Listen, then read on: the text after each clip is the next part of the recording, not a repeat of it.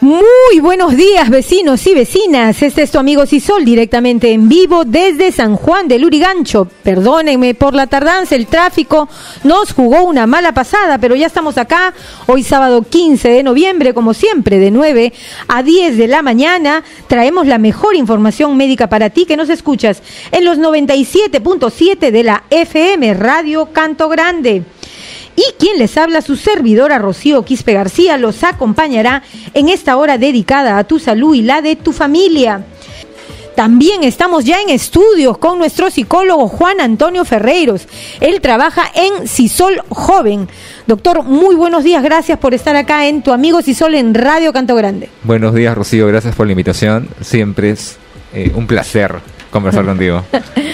Estamos conversando con el doctor Juan Antonio Ferreiros. Muy buenos días nuevamente, doctor. Buenos días otra vez, gracias. Sí, vamos a hablar sobre el estrés y la depresión. Como enfermedades que son, no respeta, hablemos de un cáncer y otras enfermedades más. Crónicas, incluso muchas crónicas. Y los síntomas de la depresión, porque uno puede estar deprimido pero no tiene síntomas, o sea, no sabe cuáles son los síntomas. Claro, hay que diferenciar grandemente a la depresión de la tristeza común, ¿no? Es lo que nosotros los psicólogos siempre tratamos de establecer como diferencia. Todos somos, como seres humanos que somos, tenemos la capacidad de sentir, y evidentemente la tristeza, como la alegría, el miedo y otras emociones, más son muy básicas, muy nuestras, muy humanas. Difícilmente se pueden disfrazar, difícilmente se pueden o se deben, en todo caso, acomodar, ¿no?, a situaciones con la intención por ahí de persuadir, ¿no?, de repente, o de manipular relaciones sociales, humanas, afectivas. Y evidentemente, como esto es imposible casi de poder disfrazar, como dije hace un momento, tenemos la capacidad de poder sentir libremente, ¿no?, la tristeza, la alegría y demás. Y es normal y esperado que ante una situación de tristeza, como de alegría o temor, por ejemplo, ayer el temblor de anoche que nos sorprendió a muchos, ¿no?, nos hizo sentir un miedo, un temor muy, muy natural, muy espontáneo. Igual la alegría, igual la tristeza. La depresión ya va por el lado de en qué momento sentimos depresión, en qué momento nos sentimos con una tristeza que nos bajonea el ánimo, ¿no?, de pronto de forma muy sorpresiva, y con situaciones en las que no se justifica esa precisamente depresión, ¿no? Claro, o sea, hay depresiones por pérdidas, ¿no? Pérdida de un ser querido, la mamá, el papá, un hijo, o también separaciones, divorcios, exacto, ¿no? Separaciones. Bueno, para sentir ese tipo, ¿no?, de emociones, de conflicto, hay incluso etapas en la vida, ¿no? Bueno, los niños también se deprimen, pero la depresión como que muchas veces es más llamativa, de alguna forma, llama más la atención en la adolescencia, ¿no? La adolescencia, la juventud, dramas históricos, Romeo y Julieta y otros tantos más, ¿no?, incluso de más reciente data, hablan de eso, ¿no? Porque obviamente en la adolescencia uno vive con más intensidad las emociones. Previamente en la niñez uno ni siquiera sabe que está atravesando por ellas, probablemente, y en la adultez ya pues uno las puede comprender mejor y las maneja también mejor, pero el adolescente es muy, muy volátil en ese sentido, y por ende hay tantos casos de suicidios, de homicidios, parricidios y otros, y feminicidios. Exacto, ¿no? Otros feminicidios más, ¿no?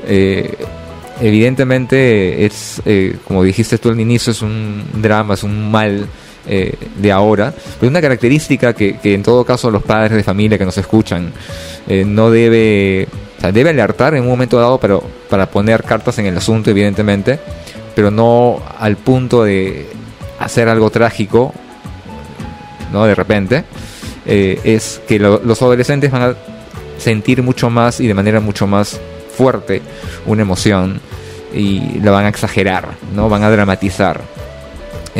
Por lo tanto, si tenemos hijos adolescentes, pues lo lógico es conversar con ellos y demás, pero no pensar en que de inmediato ya hay que llevarlo a un psicólogo, un psicoterapeuta o psiquiatra, porque mayormente el tratamiento en ese sentido con una depresión diagnosticada, porque como dije hace un momento, al inicio casi, la depresión es una enfermedad y debe ser tratada de manera clínico-médica, o sea, con fármacos, la famosa PEPA, ¿no? De la que hablamos muchos, ¿no? Estoy pepeado, dice, ¿no? Es porque está medicado, a la par de un tratamiento psicológico que lo permita llevar una mejor calidad de vida, ¿no? O sea, la depresión, muchas veces el paciente diagnosticado como depresión, como depresivo en todo caso, vive con ella, ¿no? Crónicamente hablando, ¿no? Está y los signos es, no tiene ganas de nada, está durmiendo demasiado. En todo caso, cada uno, como dijiste tú, vive su duelo de una manera determinada, claro, cuando algo se ha perdido. Cuando algo en la vida. ocurre, claro. Pero estas personas deprimidas por naturaleza, ¿no? O cuando viene la adolescencia, le viene la depresión, las características son: duerme demasiado, no quiere nada. Claro, en todo caso, lo que no va a fiestas. A nosotros nos parece atractivo, nos parece divertido, no sonríe. A otra persona de repente no, y está como en un conflicto muy grande consigo mismo y con la sociedad, y eso lo traslada a otros ámbitos, ¿no? Exactamente, como señalas tú ahí, diferentes signos, claro, como factores también que determinan que la persona o también se vuelve agresivo, ¿no? La depresión también hace como que se vuelve agresivo. Es una agresión más pasiva muchas veces, ¿no? La que una persona deprimida realiza. En todo caso, el que se vuelve agresivo y es depresivo es bipolar, que es otro tipo de depresión. Claro, la bipolaridad va por el lado de que no está completamente depresivo todo el tiempo, ¿no? Yeah. O sea, no vive una depresión constante. Esta varía, fluctúa. Yeah. Muchas veces entre lo que es la manía exagerada, ¿no? La diversión exagerada, incluso a veces por encima de lo que debería ser, está la exageración, y la depresión también de una forma muy profunda, ¿no? Ya en la que se encuentra limitada la persona a poder hacer algo. No tiene, como señalabas tú hace un momento, no tiene simplemente ganas de nada. O sea, nada le llama la atención, nada lo motiva a levantarse de la cama, probablemente, ¿no? Y así como estamos de repente los domingos, no es que estemos deprimidos los domingos, pero es que no queremos levantarnos porque es domingo, obviamente, pero el resto del tiempo, ahí está lo preocupante, no encontrarle sentido a la vida es donde se encuentra precisamente, valga la redundancia, el problema, para hablar en esos términos, ¿no? La dificultad. A veces es psicológico nada más, pero también a veces en el cerebro está funcionando mal algún químico. Claro, es lo que se llama, que llamamos los psicólogos y neurólogos, los neurotransmisores, ¿no? Que claro, es la parte química del cerebro que funciona dentro de del cerebro de todos nosotros, obviamente. Y ese desbalance, esa como descompensación a ese nivel, obliga a que mediante los fármacos esta descompensación o desavenencia que hay entre nuestros neurotransmisores se regule. Y hay personas que tienen que tomar fármacos constantemente, porque sí, o sea, de por vida, para que esté equilibrado, ¿no? Claro, la idea, para que se mantenga equilibrado. Es que a través de un equilibrio a ese nivel, no neurológico eminentemente, se pueda pasar a equilibrar otras partes del ser humano, ¿no? Pero otras partes sociales. Claro, no solamente ir al psiquiatra para que te recete este tipo de químicos que necesita tu cerebro, ajá, sino también hay que llevar una psicoterapia paralela. Exacto. A fin de entender por qué está pasando esa etapa, ¿no? Sí. Y puede dejar ya los fármacos en algún momento. Pero claro, no necesariamente es así. La idea es no depender ni de un fármaco, claro, ni de una persona, en el caso del psicoterapeuta o psicólogo, para estar bien. ¿No? La cosa es estar bien uno mismo. Y eso comienza por el descubrir, el darte cuenta qué es lo que a ti te llama la atención, qué es lo que finalmente te motiva, y demás, ¿no? O sea, hay aspectos a lo largo de la vida en los que vas a estar más interesado en algunas cosas que en otras. Eso es normal, eso es cotidiano, eso es esperado, debe ser así. La cosa es cuando esto es muy pronunciado, muy profundo, y obviamente ahí se necesita pues de una regulación farmacológica y psicoterapéutica a la par.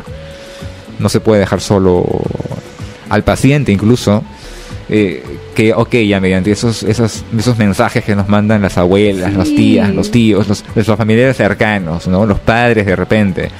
Oye, ya, pues sal de ahí, ¿no? Sal de tu hueco. Mira lo que estás haciendo a la familia y... Claro, ese mensaje, por ejemplo, es de culpabilidad, sí, ¿no? O sea, mira lo que tú le estás haciendo a nosotros, la familia. O sea, por tu culpa estamos así de mal, nuestra dinámica está afectada y qué sé yo. Pues lo bajonea más, profundiza el problema, evidentemente, porque a un deprimido le achacas el sentimiento de culpa y él obviamente lo va a magnificar su situación. Como dije hace un momento, y creo que es justamente el kit del asunto, como pacientes con anorexia, bulimia y otros casos que entran en el mismo contexto de alguna manera, no se le puede abandonar bajo ninguna circunstancia, ni afectivamente, ni en muchos casos, de pronto, físicamente, ¿no? Porque esa sensación de que la vida no vale nada, de que, como preguntaste tú al inicio, ¿para qué hemos venido? ¿Hemos nacido por accidente? ¿O cuál es la razón de ser, de estar vivos? ¿No? Puede llevarlo a una... Claro, y a decidir sobre su vida. Yo decido irme, ¿no? Hay algunos que confunden este tema de la depresión, este vacío emocional que tienen, y empiezan a llenarse de alcohol. Ok. ¿No? Empiezan a alcoholizarse, después a drogarse, después... En realidad él estaba deprimido y necesitaba algo que lo haga sentir feliz, no importa por poquitos, pero que lo haga sentir feliz. Por ratos. De forma muy efímera y obviamente de manera negativa, ¿no? El depresivo muchas veces va a tratar de solucionar su problema por sí mismo, que es lo que hacemos casi todos. Es como automedicarse, ¿no? O sea, me duele la cabeza, ya tomo una aspirina, pero eso en muchos casos es grandemente un síntoma de algo que obviamente resulta mucho más grande. Es como la punta del iceberg, ¿no? Del cerro que uno llega a ver a lo lejos, pero cuando se va acercando va viendo pues que hay una montaña debajo, ¿no? Exactamente. Definitivamente no es bueno, como dije hace un momento, dejar solo al paciente o dejarlo dejar que solucione él su problema, ¿no? Sobre todo porque estamos viendo que se puede tratar de una persona depresiva, justamente, y es claro que necesita de un acompañamiento médico, psicológico, psicoterapéutico, farmacológico y demás. Entonces, estamos hablando de los depresivos ya extremos, los que le falta un químico. Esos además de ahora, gente que puede tender a la depresión. Por ejemplo, los que tienen una pérdida de mamá, papá o de la pareja, ¿no? Ellos, ¿cuánto debe durarles el duelo? Porque el duelo de la depresión en ellos es normal. La cantidad de tiempo va a depender grandemente de la persona. Y de la relación que se haya tenido, de cuán importante haya sido para esta persona ese ser, ¿no? Con el cual o al cual ha perdido de alguna u otra forma. Bueno, se habla, ¿no? Que por cuestiones de pronto haber sacado una cuenta, podrían ser 6 meses, ¿no? De llevar, si se trata de una muerte, llevar un luto, ¿no? El negro característico, ¿no? En la vestimenta, en el vestir. Es lo más normal, lo más esperado para superar, porque la capacidad de poder superar una situación de ese tipo está en todos nosotros. Solo que en el caso de los depresivos esa capacidad se ve un poco nublada, ¿no? Nebulosa, como que pierde el camino, y es donde entramos nosotros para acompañarlo, volverlo, encaminarlo, que pueda salir por él mismo, ¿no? Sin otros factores, otros aspectos, o en todo caso otras fórmulas, ¿no? Tipo sexo, tipo juego, tipo alcohol u cualquier otra droga. Porque finalmente las mencionadas con anterioridad son drogas, porque te hacen sentir mejor un momento determinado, supuestamente, pero no solucionan el problema. Entonces, no hay resolución. Puedes sentirte bien, te sientes mejor, sin resolución. Y la cosa es encontrar la resolución final de ese problema, ese conflicto. Y eso es un proceso. Claro, dura tiempo. Es un proceso, no es, al final, es largo. Exacto. Es largo. Ajá. Pero uno puede tener una depresión y volver a recaer en depresión. Claro, el acompañamiento debe ser constante. No implica ello que uno va a vivir siempre deprimido o demás. Porque para hablar de depresión hay que hablar también de aspectos de personalidad. Hay gente que por una cuestión de personalidad es depresiva, o sea, tiende a la depresión. Esto ya está en la persona. ¿Y la depresión contagia? No. ¿Una persona que vive con un depresivo contagia? No contagia como... O sea, ¿también me vuelvo depresiva al final? Claro, por simbiosis, una cosa así, no, definitivamente no existe eso, ¿no? Al contrario, la persona... O sea, creo que la alegría se contagia con mayor seguridad que la depresión en sí, ¿no? Porque la depresión, como digo, es una enfermedad. Entonces, no implica esto que la persona esté... la persona que acompaña, quien hace el acompañamiento de la persona con depresión, del depresivo, vaya a contagiarse como quien se contagia de una gripe o algo por el estilo. 9:45. Vamos con la secuencia Cuidando tu Salud a cargo de la doctora Sarela Solís, presidenta de CISOL. Buenos días, Rocío. En el marco del Día Mundial de la Diabetes, el Sistema Metropolitano de la Solidaridad CISOL realizó con éxito un despistaje masivo de ese mal en todos sus establecimientos y centros médicos que pertenecen a la red en Lima. Esta campaña formó parte de una serie de actividades desarrolladas por el CISOL para promover la prevención de la diabetes, que en el Perú padecen 2 de cada 10 pacientes adultos mayores. Los especialistas del CISOL promueven la actividad física como una práctica saludable para prevenir esta enfermedad, cuya prevalencia en el Perú se incrementó en los últimos años, y la oportuna atención de las personas que tienen antecedentes familiares y síntomas para descartar esta enfermedad. La diabetes es un síndrome caracterizado por unos niveles excesivamente elevados de glucosa en la sangre, denominado hiperglicemia, junto con alteraciones en el correcto metabolismo de carbohidratos, grasas y proteínas. Está vinculada a factores en el estilo de vida como el sedentarismo, el sobrepeso y la mala alimentación. De no tratarse a tiempo, puede derivar en una serie de complicaciones crónicas que deterioran la calidad de vida e incluso pueden llevar a la muerte. Existe un riesgo mayor de desarrollar la enfermedad en personas que tienen parientes con cuadros diabéticos, por lo que ellos deben extremar la prevención, mantener hábitos de vida saludable y realizarse periódicamente el control de la glucosa.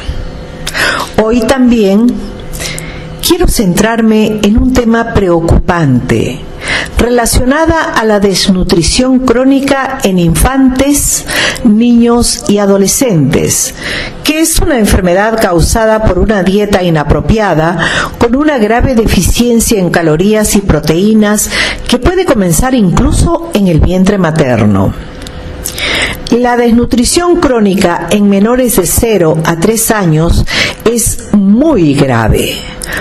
porque daña el cerebro, produce retraso del crecimiento esperado, deterioro en la capacidad física, intelectual, emocional y social de los niños, con serios riesgos de contraer enfermedades por infección y hasta la muerte, generando dificultad de aprendizaje escolar y detiene el acceso del niño a una educación superior.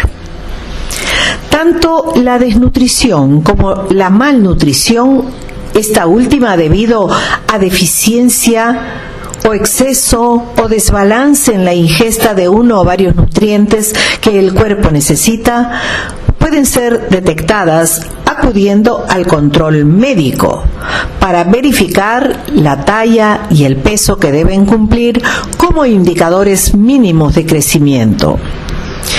Si bien la desnutrición se explica por estar lamentablemente ligada a la pobreza, la malnutrición nunca se justifica porque responde a malos hábitos alimentarios, con exceso de grasas, de azúcares, carbohidratos, en muchos casos impulsados desde los medios de comunicación, como es el caso de la comida chatarra.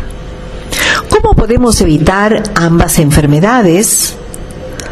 Hay que lograr una buena alimentación variada y nutritiva que se base en cereales, tubérculos, verduras y frutas de temporada, leguminosas y alimentos de origen animal.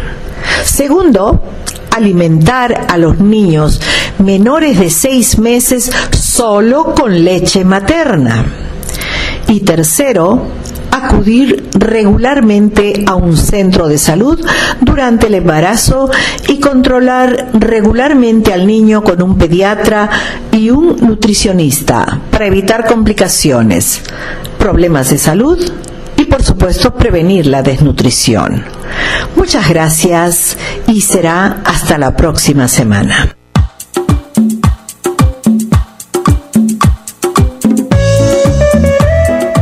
9:50 de la mañana, estamos con el doctor Juan Antonio Ferreiros de CISOL Joven. Vamos allá a dar algunos consejos a las personas que están padeciendo sobre esta etapa, una etapa depresiva, y también la relación con el estrés. Exacto. ¿No? Definitivamente son dos males que van de la mano, no hermanados por ahí. Porque uno desencadena al otro y están por ahí en esa relación de quién comienza primero, pero al final los dos están presentes. Tenemos que tener en cuenta una cosa, grandemente, que la época que estamos viviendo ahorita, noviembre, diciembre, jala la depresión. ¿Por qué? Porque lamentablemente, cuando se acaba el año, hacemos, los seres humanos en general, y nosotros aquí en Lima, en Perú, amén de la zona donde estemos, tendemos a hacer un balance del año, ¿no es cierto? Y de las cosas que hemos logrado y no hemos logrado. Las cosas que hemos logrado nos mantienen bien, nos mantienen en carrera, ¿no es cierto? Pero las cosas que no, por ahí nos frustran y por ende nos deprimen, y por ende, conforme más se acerca el fin de año y la fiesta, la celebración y todo lo demás, lejos de ser una alegría, uno tiende a deprimirse. O sea, ocurre lo contrario, ¿no es cierto? Entonces, va a pasar. Nos va a pasar a todos en algún momento dado, entre este mes, lo que queda de este mes, y diciembre, y hasta enero probablemente, ¿no? Estemos o tendamos a la depresión. Probablemente eso sea hasta normal en un momento dado. Y el estrés también va a ser muy grande en ese sentido. Evidentemente, las fiestas navideñas y de fin de año en general son así. Hay gente, por ejemplo, que, y esto lo he visto hasta en casos clínicos, se estresa mucho más en vacaciones, que es cuando debería estar más tranquila, que cuando está trabajando. Eso no está mal, evidentemente, pero si te das cuenta, obviamente hay algo que no funciona bien, porque uno sale de vacaciones para descansar, no para estar estresado, pero al final acaba haciendo lo contrario. Trabajo. Exacto, extraña el trabajo. Eso me pasa a mí de alguna manera. Yo que soy profesor, dejo la universidad y al final, por más que diga ya estoy tranquilo, sin trabajo, sin exámenes, ni alumnos, ¿ya? Aunque los quiero mucho mis alumnos igual, pero en un momento dado se extraña el trabajo, o se extraña también el estrés, porque hay un estrés positivo y un estrés negativo. El positivo es el que te mantiene vivo, ¿no? El que hace que ante un temblor como el de anoche, por ejemplo, quieras cuidarte, quieras preservarte, ¿no es cierto? Obviamente, y a los tuyos, ¿no? Acabas en la calle, ¿no? Corriendo, siguen las recomendaciones evidentes.